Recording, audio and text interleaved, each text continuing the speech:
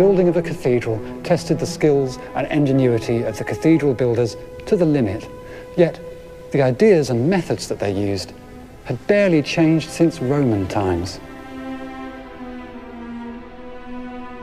In fact, the style they built in the early period is called Romanesque. It's based on the kind of arch that the Romans used, the round arch. The shape was always based on a circle, often a full semicircle, sometimes a section of one, or with the curve slightly distorted. It was simple, but limited. Arches in a style known as Romanesque can be sturdy, even chunky. A whole building made of these arches has a muscular, powerful effect. But in the middle of the 12th century came an idea that would change all this, a revolution in design and construction that would raise cathedral building to new levels of sophistication. It was a style that would become known as Gothic.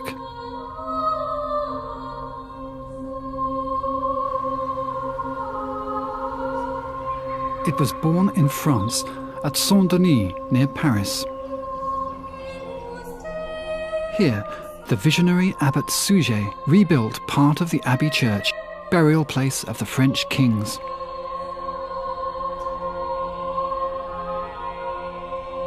He was using a new kind of arch, not a round arch, but a pointed one.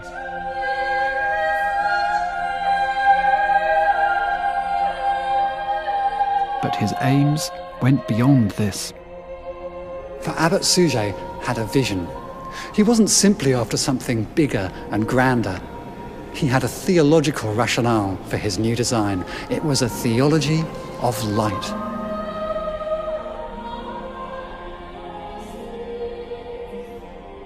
For medieval thinkers, light had a profoundly religious meaning. The embodiment of spirit, one writer called it. The work should brighten our minds so they travel through the light to the true light of Christ. In seeing this light, the dull mind is resurrected from darkness. Abbot Suger and his unnamed master mason had glimpsed the possibilities of the pointed arch. It's both stronger and more flexible than a round one. Both the shape and width of a pointed arch can be varied in more ways. And the weight of a building naturally moves downwards and outwards in a shallow curve closer to that of a pointed than a round arch.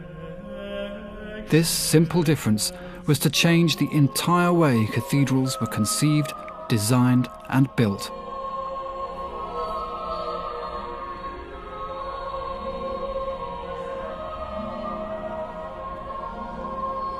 The second Sunday in June 1144 may have had a greater effect on architecture than any other day in history.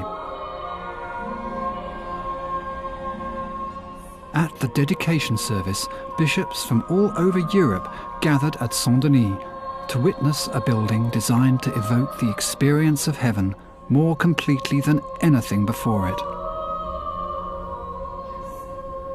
The bishops were awestruck.